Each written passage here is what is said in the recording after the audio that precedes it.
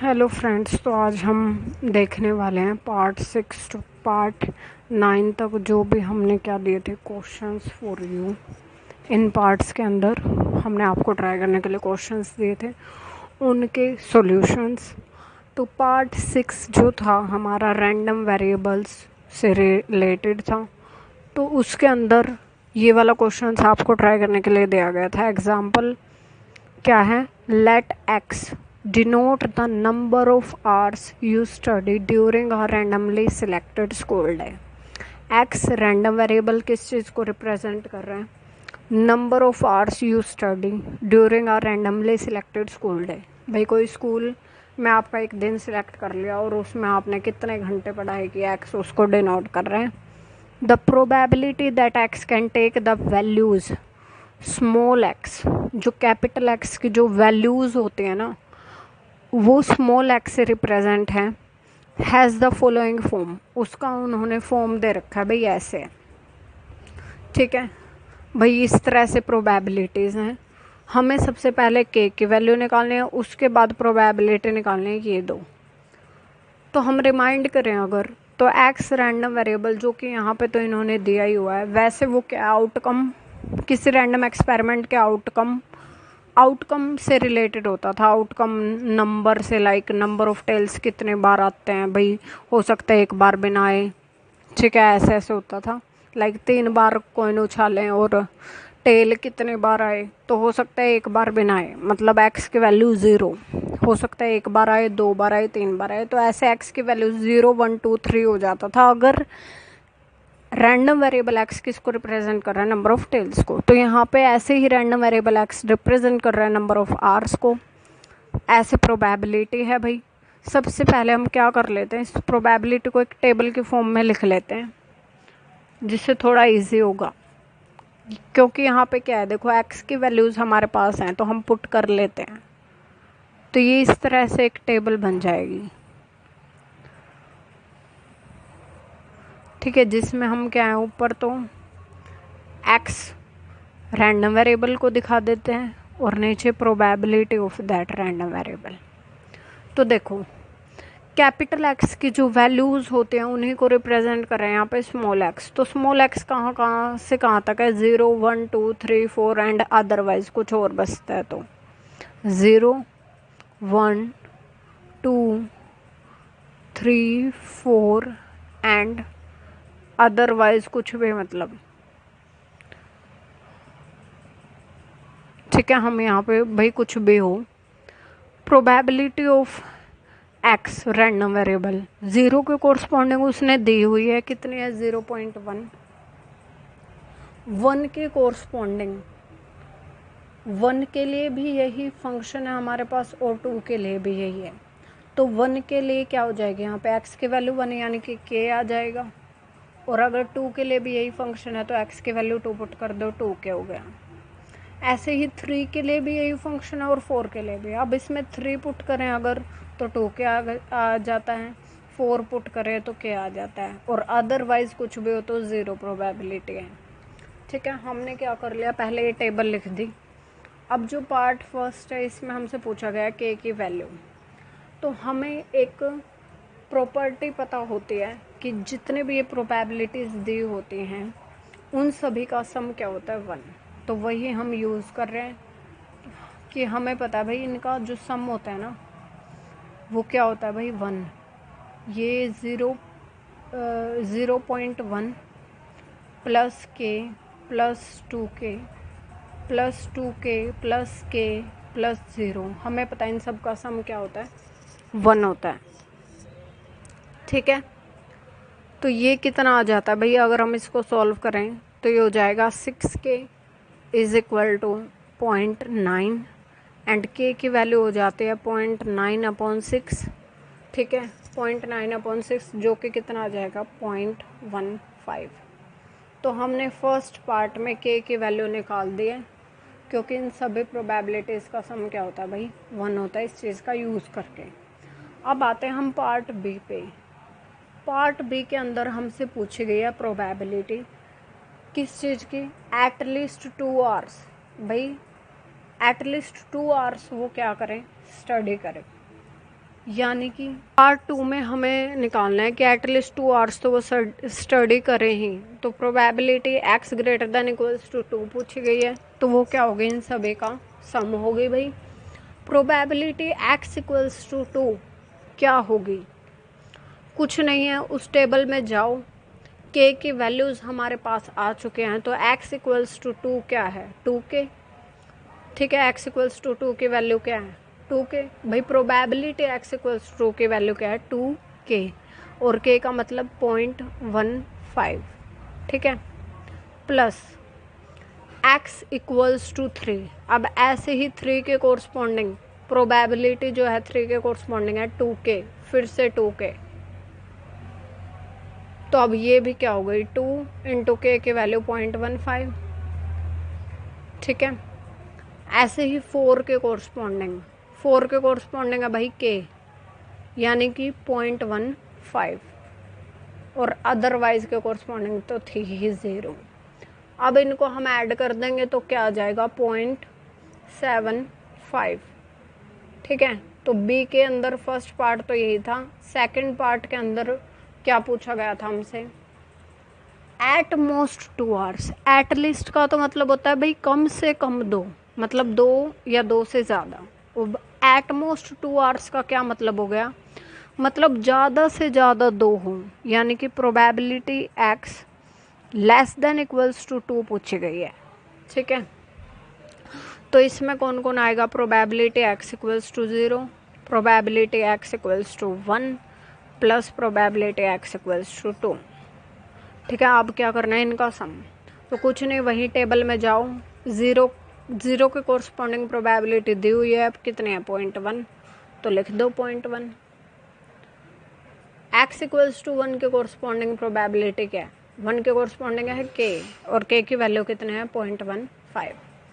अगर आप चाहें तो जब हमारे देखो k की वैल्यू आ चुके हैं ना, उसके बाद भी एक बार हम क्या है, टेबल को दोबारा बना सकते हैं कि भाई अब फाइनली टेबल ये है, k की वैल्यू पुट करके उससे इजीली हम डायरेक्ट वैल्यूज ही लिखेंगे। प्रोबेबिलिटी x इक्वल्स टू 2 चाहिए है, तो वो कितने हैं, 2k, यानी कि 2 मल्टीप्लाइड विद 0.15। ठीक है, अब अगर इसको सॉल्व करें तो आंसर आ जाता है 0.55। तो इस तरह हमने क्या कर लिया, पार्ट 6 में जो क्वेश्चन दिया गया था आपको करने के लिए, उसका सोल्यूशन हम देख चुके हैं। ठीक है, तो इस तरह अब हम क्या देखते हैं, नेक्स्ट पार्ट 7 के अंदर जो क्वेश्चन फॉर यू था उसका सोल्यूशन। पार्ट 7 था अपना mean variance standard deviation of a random variable. ठीक है, जिसमें हम मीन वेरिएंस स्टैंडर्ड डेविएशन ये निकाल रहे थे किसी रैंडम वेरिएबल के लिए। तो उसमें हमारा क्वेश्चन था, let x denote the number of colleges where you will apply after your results.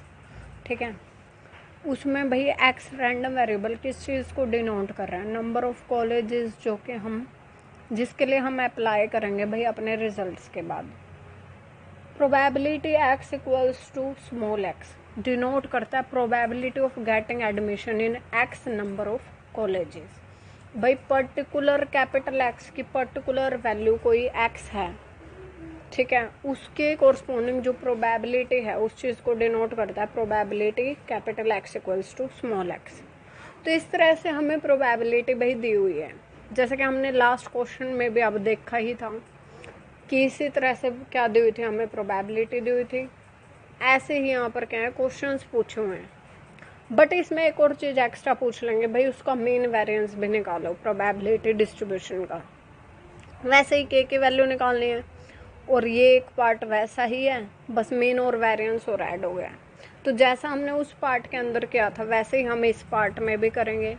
सबसे पहले हम क्या कर लेते हैं, वो टेबल कंस्ट्रक्ट कर लेते हैं यहाँ पर भी एक बार, के की टर्म्स के अंदर जो प्रोबेबिलिटी डिस्ट्रीब्यूशन की टेबल है वो बना लेते हैं। ठीक है, तो क्या होगी देखो,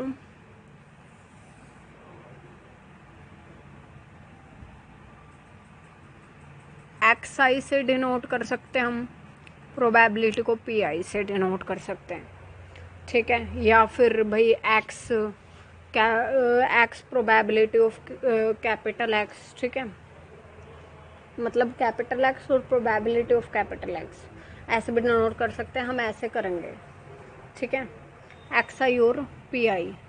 अब जो एक्स आई की वैल्यूज़ हैं वो यही हैं 0, 1, 2, 3 और 4, ठीक है, तो वही लिखेंगे 0, 1, 2, 3, 4।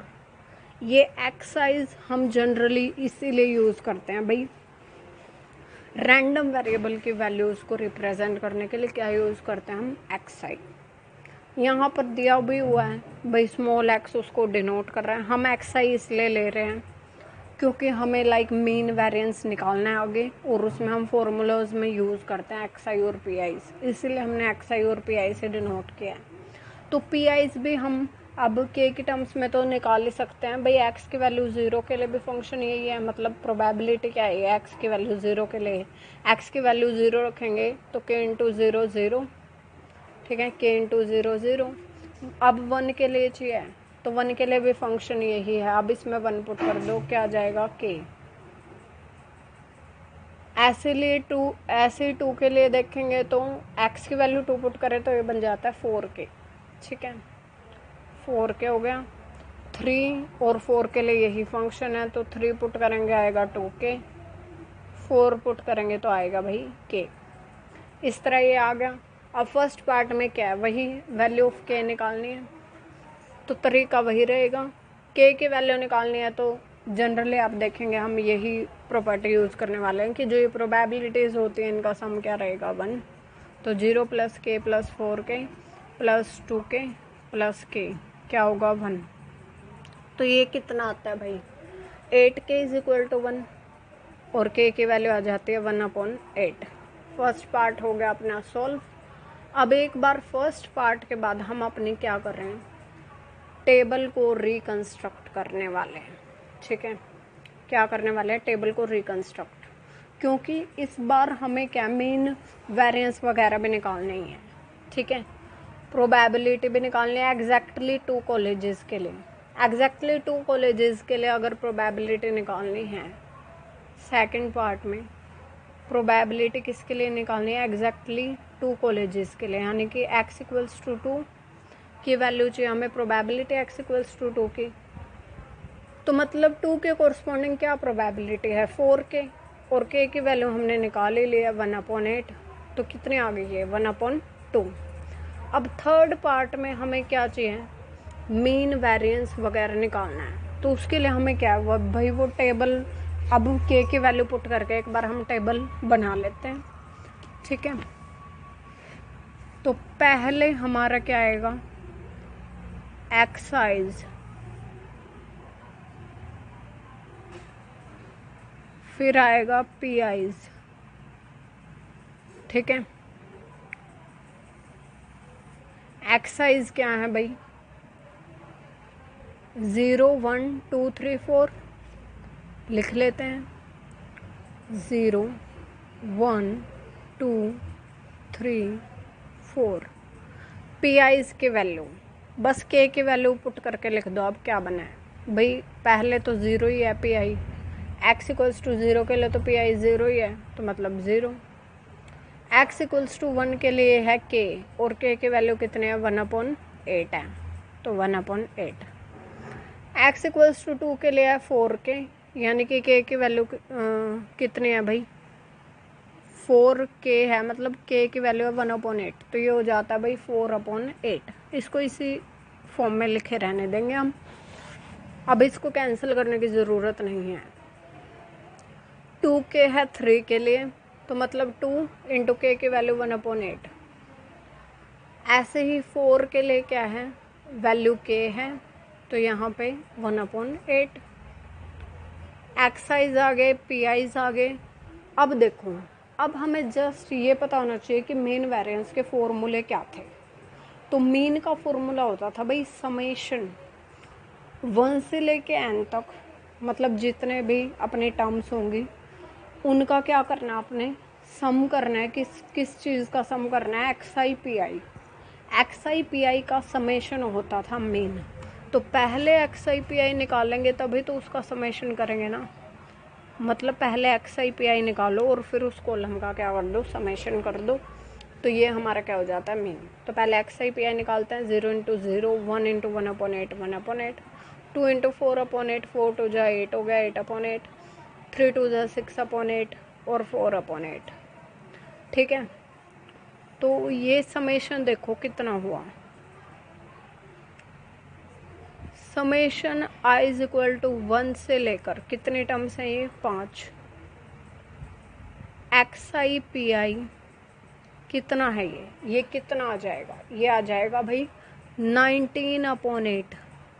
अगर आप कैलकुलेट करेंगे तो ये आ जाएगा 19/8 आ जाएगा।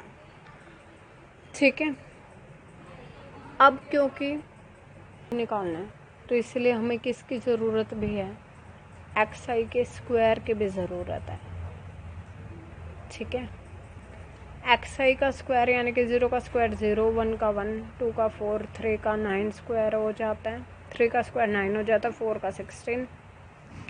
ठीक है, अब इसके बाद एक कॉलम आता है भाई x I square into P आई। अब 0 की मल्टीप्लाई 0 के साथ, 1 इंटू 1/8, 1/8, 4 इंटू 4/8 हो जाएगा 16/8, 9 इंटू 2/8 हो जाता है 18/8 और 16 इंटू 1/8 इज 16/8। अब हमें चाहिए होता है इसका summation I is equal to 1 से लेकर 5 तक X I square into P I. ठीक है, तो इसका समेशन अगर हम देखें तो ये आ जाता है भाई 51/8। ठीक है, अब हमें एक बार लिख देना है कि भाई हमारा मीन क्या आ गया, वेरिएंस क्या आ गया, क्योंकि वेरिएंस अभी निकलेगा, मीन तो डायरेक्ट यही है। Summation I is equal to 1 से लेकर 5 तक P I X I is equal to 19/8।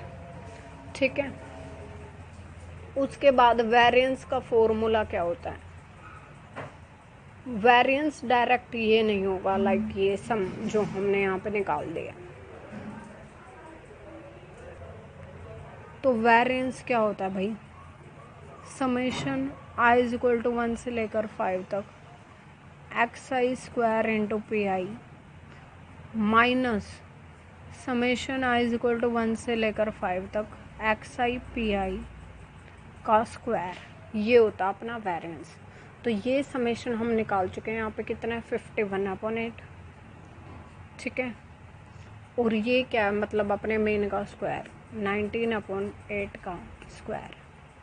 ठीक है, तो यहाँ पर हम क्या ले लेंगे भाई, क्या हो जाएगा ये देखो 51/8, दिस इज़ 51 माइनस 19 का स्क्वायर हो जाता है 361/8 का स्क्वायर हो जाएगा 64।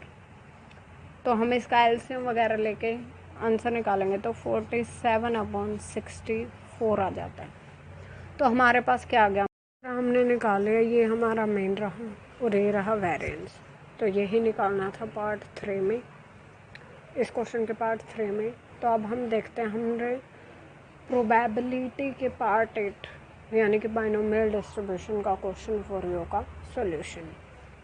बाइनोमियल डिस्ट्रीब्यूशन के अंदर हमारे क्या होते हैं, 3-4 वेरिएबल्स होते हैं जिनका हमें पता होना चाहिए कि वो किस चीज़ को रिप्रेजेंट कर रहे हैं। तो इस तरह n जो है, n होता है p q r होते हैं मेनली। तो n हमारा नंबर ऑफ ट्रायल्स है, यानी कि हमने कितने बार एक्सपेरिमेंट को रिपीट किया है। p हमारा क्या है, p मतलब किसी रैंडम एक्सपेरिमेंट को कितने बार रिपीट किया, वो तो हो गया n। सक्सेस होगी, किसी चीज़ को पाना क्या हमारी सक्सेस होगी किसी क्वेश्चन में, तो उस सक्सेस की प्रोबेबिलिटी जो होगी उसको p से डिनोट करते हैं, जो कि फेल्योर की जो प्रोबेबिलिटी होगी क्वेश्चन के अंदर उसको q से डिनोट करते हैं। और r दिखाता है number of time success occurs, r represent करता है कि सक्सेस कितने बार मिलेगी। तो इस नॉलेज के साथ हम देखते हैं इस क्वेश्चन को। N unbiased coin is tossed 10 times, एक अनबायस्ड कॉइन को हमने 10 बार उछाला है, तो मतलब एक्सपेरिमेंट हमने कितने बार किया है भाई, 10 टाइम्स किया है। ठीक है, तो एन की वैल्यू हो गई 10। ठीक है। रैंडम एक्सपेरिमेंट कितने बार किया गया भाई? 10 बार किया गया। Find by using binomial distribution, हमें प्रोबेबिलिटी निकालनी है। और एक हमें याद होना चाहिए भाई, बाइनोमियल डिस्ट्रीब्यूशन के अंदर प्रोबेबिलिटी का फॉर्मूला क्या होता था, वो हमें एक बार देखने वाले हैं अभी। पहले ये देखो कि देखो एग्जैक्टली 6 हेड्स, एटलीस्ट 6 हेड्स, यानी कि हमारा जो सक्सेस है, सक्सेस क्या हो गया? Getting heads. ठीक है भाई, हमें हेड मिले। अब पी क्या होती है? Probability of success. और ये हम उस एक्सपेरिमेंट को अगर एक बार करें ना, उसी की प्रोबेबिलिटी देखते हैं। मतलब एक कॉइन को एक बार ही उछालें तो हेड मिलने की प्रोबेबिलिटी होती है 1/2। क्यू की हो गई फिर 1 - 1/2, क्योंकि पी और क्यू का सम 1 होता था, तो क्यू की वैल्यू आ गई 1/2, यानी कि होगी प्रोबेबिलिटी ऑफ फेल्योर। ठीक है। अब इसके बाद हम देखते हैं अपना पार्ट 1 कितना पूछा है। प्रोबेबिलिटी पूछी है एग्जैक्टली 6 हेड्स की, यानी कि R = 6 है, क्योंकि सक्सेस हेड मतलब सक्सेस कितने बार मिल रहे हैं? 6 बार। और R किसको डिनोट करता था? Number of time success occurs. ठीक है। तो अब हमें निकालना है प्रोबेबिलिटी ऑफ X = 6। तो फॉर्मूला क्या होता था? NCR, N मतलब 10, CR कितना है? 6। फिर होता था P की पावर R, P मतलब 1/2 की पावर R यानी कि 6, और Q यानी कि 1/2, Q की पावर होती थी N - R यानी कि 10 - 6। ठीक है। तो ये हो जाएगा 10C6 1/2 की 6 1/2 की 4 पावर। ठीक है। तो अगर हम इसको सॉल्व करते हैं तो हमें फाइनली मिलेगा भाई, ये देखो 10 से 6 कितना हो जाएगा? 210 की मल्टीप्लाई किसके साथ? 1/2 की पावर 6 और 4 कितने होगी? 10। तो ये हो जाता है फाइनली 105/512। ठीक है, ये हो जाता है हमारा आंसर इस पार्ट का। सेकंड में पूछा है एटलीस्ट 6 हेड्स। ठीक है। एटलीस्ट का मतलब, एटलीस्ट 6 का क्या मतलब है कि कम से कम 6 तो हो ही, उससे ज़्यादा बेशक हो, यानी कि R > 6। प्रोबेबिलिटी निकालनी है X > 6 की। प्रोबेबिलिटी क्या होगी भाई? यानी कि probability of X = 6 plus X = 7। ठीक है। कहाँ तक जाएगा एक्सपेरिमेंट? 10 बार किया है तो मैक्सिमम X की वैल्यू क्या है? 10 तक ही जाएगी। तो X = 8 plus probability X = 9 plus probability X = 10। हमें इन सब का क्या करना है भाई? सम करना है। ठीक है। तो वही क्या करेंगे, पहले X = 6 निकालेंगे, जो कि हम यहाँ पर देख चुके हैं। कितना है भाई? ये इसको लिख लेते हैं 210 × 1/2 की पावर 10। ठीक है। ये है हमारा प्रोबेबिलिटी ऑफ X = 6। ऐसे ही प्रोबेबिलिटी X = 7 क्या होगा? ठीक है। देखो प्रोबेबिलिटी X = 7 या निकाल ले हम 8। जो ये टर्म्स है ना, इसमें तो देखो क्या होगा, अगर 7 है तो यहाँ पे 7, यहाँ पे 3, यानी कि फाइनली बनना तो क्या है? 1/2 की पावर 10 ही बनेगा हर केस के अंदर। इस क्वेश्चन में 1/2 की पावर 10 ही रहेगा। यानी कि डिफरेंस कहाँ है? ये 10 से 6 की जगह यहाँ पे 7 के केस में क्या आ जाएगा? 10 से 7, और 10 से 7 होता है अपना 120। ठीक है। उसके बाद ऐसे ही प्रोबेबिलिटी X = 8 चाहिए। अब देखो X = 8 के केस में यहाँ क्या होगा? 10 से 8, यहाँ पे 8, यहाँ पे 2, यानी कि फाइनली सम तो इनका 1/2 के 10 ही आना है। तो ये टर्म्स तो मतलब हर किसी में वही रहेगी। फ़र्क जो आ रहा है वो यहाँ पे आ रहा है। 10 से 6 है तो 10 से 6, अगर 7 के लिए निकाल रहे हैं तो ये हो जाएगा 10 से 7, अगर यहाँ पे 8 के लिए निकाल रहे हैं तो मतलब 10 से 8 की वैल्यू चाहिए, और 10 से 8 होता है अपना 45। ये आप निकाल भी सकते हैं। उसके बाद है प्रोबेबिलिटी X = 9, ये चाहिए। तो ऐसे ही इस केस में भी क्या होगा? 1/2 की पावर 10 तो आना ही है। ठीक है। उसके बाद X = 9 के केस में आगे आएगा 10 से 9, और 10 से 9 कितना होता है? 10। प्लस में हमें चाहिए प्रोबेबिलिटी x इक्वल्स टू 10, यानी कि वही 1/2 की पावर 10, ये तो एज इट इज़ ही रहता है। और x इक्वल्स टू 10 के केस में यहाँ पे 10 से 10 हो जाएगा, जो कि होता है 1। ठीक है भाई, ये कितना होता है 1। अब हम क्या करेंगे, 1/2 रेज़ टू पावर 10 को क्या लेंगे, कॉमन ले लेंगे। तो 1/2 की पावर 10 को क्या ले लेते हैं, कॉमन। तो क्या आएगा 210 प्लस ये 120 प्लस 45 प्लस 10 प्लस 1। ठीक है, ये आ जाएगा। तो ये कितना आएगा भाई, अब 1/2 रेज़ टू पावर 10 और इनका सम कितना आएगा, ये हो जाएगा भाई 386। ठीक है, तो मतलब 386/2 की पावर 10 क्या होता है, 1024। ठीक है, इसको हम जब शॉर्ट फॉर्म में लेके आते हैं तो फाइनली ये बन जाएगा, यानी कि हमारा सेकंड पार्ट में क्या होगा, सॉल्व। अब थर्ड पार्ट जो है उसमें हमसे पूछा गया है एट मोस्ट 6 हेड्स। ठीक है, थर्ड पार्ट के अंदर हमसे पूछा गया है एट मोस्ट 6 हेड्स। ठीक है, एट मोस्ट 6 का मतलब ज़्यादा से ज़्यादा 6, यानी कि ज़्यादा से ज़्यादा 6 हो सकता है बट उससे ज़्यादा नहीं, यानी कि or less than equals to 6 ही हो, यानी कि probability x less than equals to 6, probability x less than equals to 6। तो क्या हम इसको लिख सकते हैं 1 minus probability x greater than 6। ठीक है, जो चाहिए उसको 1 माइनस उसके जो उसका अपोजिट जो प्रोबेबिलिटी है उस फॉर्म में हम लिख सकते हैं। ठीक है, तो भाई 6 या 6 से कम का उल्टा क्या होगा, 6 से बड़ा। ठीक है, तो वही हमने लिखा है। तो 1 minus probability x greater than 6 चाहिए हमें। ठीक है, तो इसका मतलब क्या है, probability x equals to 7 plus probability x equals to 8 plus probability x equals to 9 plus probability x equals to 10, ये चाहिए हमें। ठीक है, तो इसको हम क्या कर सकते हैं भाई, अपने प्रीवियस पार्ट के हेल्प से सॉल्व कर सकते हैं। ठीक है, हमने क्या देखा था भाई, जो प्रीवियस हमारा पार्ट हमने सॉल्व किया था आप यहाँ देख सकते हैं।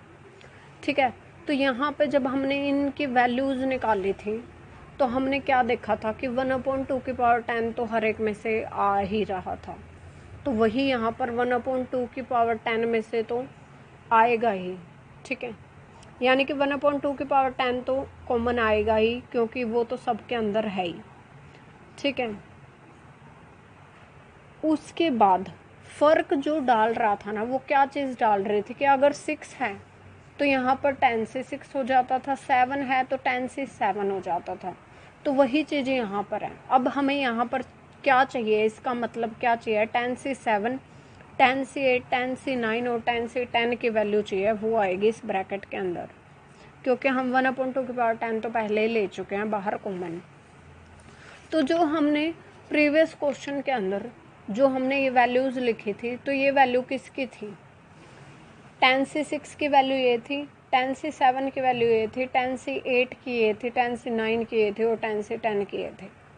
ठीक है, तो इस क्वेश्चन में भी हमें चाहिए क्या है, 10 से 7, 10 से 8, 10 से 9, 10 से 10। तो वो कहाँ से, ये तो 10 से 6 था, यहाँ से शुरू होते हैं 10 से 7, तो 10 से 7 की वैल्यू है भाई 120 प्लस 10 से 8 की वैल्यू चाहिए जो कि 45 है, 10 से 9 की वैल्यू है 10 और 10 से 10 की वैल्यू है 1।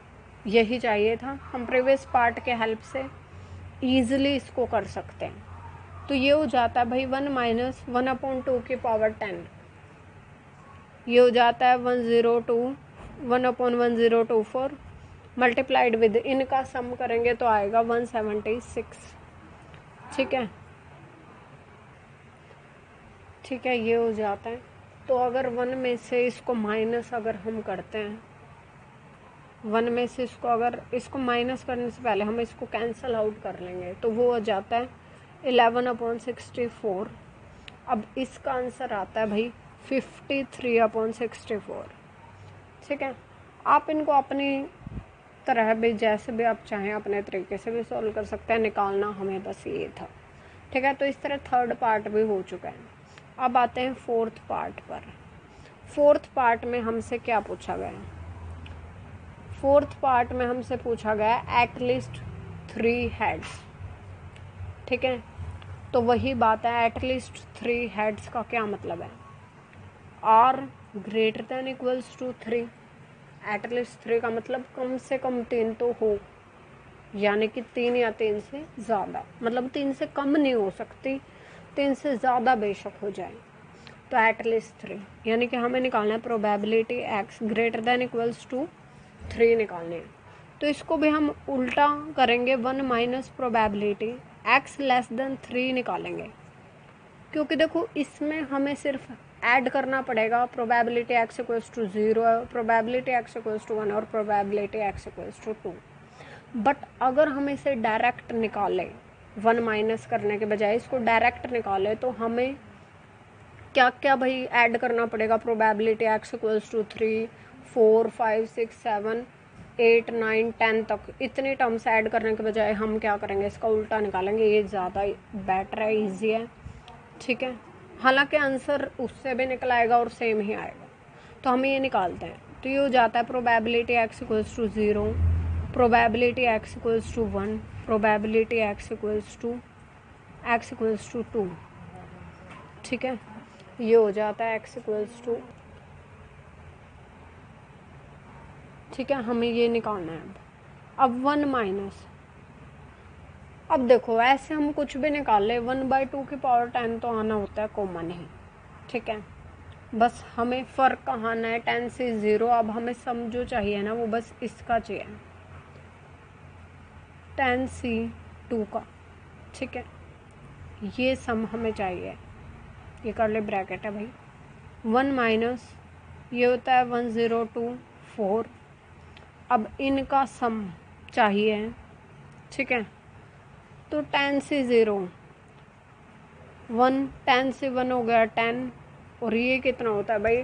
10 से 2 हो जाएगा 45। तो देखो भाई ये कितना आ रहा है भाई? ये आएगा अपना 1 माइनस 1/1024 मल्टीप्लाइड विद कितना बनेगा भाई? ये 56। ठीक है, अब हम क्या करेंगे? इसको क्या करने वाले हैं? माइनस। तो ये क्या आ जाता है? 968/1024। इसको अगर हम शॉर्ट फॉर्म में लेकर आएँ तो ये 121/128। ठीक है, तो ये हमारा क्या आ जाता है? पार्ट 4 का फाइनल आंसर। ठीक है, तो इसमें 4 ही पार्ट थे भाई, हो सकता है वो कुछ और पूछ ले, बहुत इजी है उसको भी निकालना। बस हमें क्या करना होता है? डायरेक्ट सीधा भी हम सॉल्व कर सकते हैं हालांकि, बट कुछ क्वेश्चंस में हमने क्या किया, जैसे कुछ पार्ट्स के अंदर हमने 1 माइनस करके उसका अपोजिट चीज़ की, क्योंकि वो तब करते हैं लाइक जब हमें करना ये ज़्यादा इजी पड़े, क्योंकि इसमें सिर्फ 3 टर्म्स का सम चाहिए था, 3 प्रोबेबिलिटीज़ का। अगर हम इसको डायरेक्ट करते तो बहुत सारे प्रोबेबिलिटीज़ का सम निकालना पड़ता, तो इस तरह ये टाइम सेविंग भी है। तो इस तरह हमारा क्या हो जाता है भाई? पार्ट जो हमारा क्या था 8 था बाइनोमियल डिस्ट्रीब्यूशन, उसका जो हमारा क्वेश्चन फॉर यू था ये, इसका हमने क्या कर लिया? सॉल्यूशन। अब हम पार्ट 9 का सॉल्यूशन देखेंगे। पार्ट 9 यानी कि हमारा प्रोबेबिलिटी का लास्ट पार्ट, जो कि किस बारे में था कि भाई हम मीन वेरिएंस स्टैंडर्ड डेविएशन निकाल रहे थे, किसका? बाइनोमियल डिस्ट्रीब्यूशन का। जैसे हमने क्या किया था भाई? रैंडम वेरिएबल्स किए थे, उसके नेक्स्ट पार्ट में उसी का रैंडम वेरिएबल के corresponding mean variance standard deviation निकाला था। ऐसे ही हमने क्या किया था? बाइनोमियल डिस्ट्रीब्यूशन, और नेक्स्ट पार्ट में उसका मीन वेरिएंस और स्टैंडर्ड डेविएशन। ठीक है, तो बस हमें क्या है इसमें फॉर्मूलेज याद होने चाहिए भाई। बाइनोमियल डिस्ट्रीब्यूशन का मेन होता था NP, और स्टैंडर्ड डेविएशन क्या है भाई, रूट ऑफ वेरिएंस है, और वेरिएंस क्या है बाइनोमियल डिस्ट्रीब्यूशन का, NP/Q। और हमने NP/Q/R क्या होते हैं अभी डिस्कस किया था। तो अब हम देखते हैं अब इसका डायरेक्ट सॉल्यूशन। तो इसमें यही बोल रहे हैं कि मीन और स्टैंडर्ड डेविएशन बाइनोमियल डिस्ट्रीब्यूशन का दिया हुआ है रिस्पेक्टिवली, यानी कि कर्म अनुसार, यानी कि मीन ये है और स्टैंडर्ड डेविएशन 4 है। मीन इसका 20 है और स्टैंडर्ड डेविएशन क्या है 4 है। हमें NP/Q की वैल्यू निकालनी है, ठीक है। NP/Q की वैल्यू निकालनी है, तो हमें जो दिया हुआ उसको लिख लेते हैं भाई। मीन दिया हुआ है कितना है 20, स्टैंडर्ड डेविएशन को SD बोल देते हैं, जो कि कितना दिया हुआ है 4। मीन का फॉर्मूला होता है NP की वैल्यू होगी 20, और स्टैंडर्ड डेविएशन का फॉर्मूला होता है रूट ऑफ NP/Q, जो कि हो गया 4। अब NP की वैल्यू क्या है 20 है। यहाँ से अगर दोनों तरफ स्क्वायर कर दे तो NP/Q की वैल्यू आ जाती है 4 का स्क्वायर 16, ठीक है। ये हो गई अपनी इक्वेशन 2, और ये हो गई अपनी इक्वेशन 1, ठीक है। अब हम क्या करेंगे, 1/2, यानी कि NP/Q upon NP is equal to NP/Q के इक्वल था 16/20। क्या कर दिया हमने, इन दोनों इक्वेशंस को डिवाइड कर दिया, 1/2 कर दिया। तो यहाँ से NP से NP कैंसिल आउट, यानी कि Q की वैल्यू आ जाती है 16/20 को भी कैंसिल कर सकते हैं, 4 4 जा 16, 4 5 जा 20, यानी कि आ गया 4/5। Q की वैल्यू 4/5 आ गई, मतलब Q तो हमारा आ गया, NP/Q चाहिए था। Q अगर आ गया तो हमें पता है P + Q का सम होता है 1, तो इस तरह P की वैल्यू आ जाती है 1 - Q, यानी कि 1 - 4/5, जो कि किसके इक्वल होती है 1/5, यानी कि हमारे पास P भी आ गया। जैसे ही हमारे पास P आता है तो उसको हम पुट कर देंगे इक्वेशन 2 के अंदर। Put P = 1/5 in second equation, तो वो क्या थी NP की वैल्यू 1/5 पुट की, इज इक्वल टू क्या था 20, ठीक है। तो यहाँ से हमारी N की वैल्यू कितनी आ जाती है भाई 100, ठीक है। तो इस तरह हमने क्या कर दिया, N निकाल दिया, P निकाल दिया, Q निकाल दिया, यही हमें निकालना था, ठीक है। इस क्वेश्चन के अंदर NP/Q ही हमें निकालना था। तो इस तरह हम क्या बाइनोमियल डिस्ट्रीब्यूशन के मीन वेरिएंस रैंडम वेरिएबल तो इस तरह हम क्या हमारे पार्ट 6 to 9 के भी क्वेश्चन फॉर यू के सॉल्यूशंस देख चुके हैं। यहाँ पर क्या होता है हमारे, हमने मैक्सिमम टॉपिक्स क्या हैं कवर कर चुके हैं हम प्रोबेबिलिटी के। अगर वीडियो पसंद आई हो तो लाइक शेयर करें, कमेंट कर सकते हैं अगर आपको कोई डाउट हो, और चैनल को सब्सक्राइब कर दें। Thanks for watching.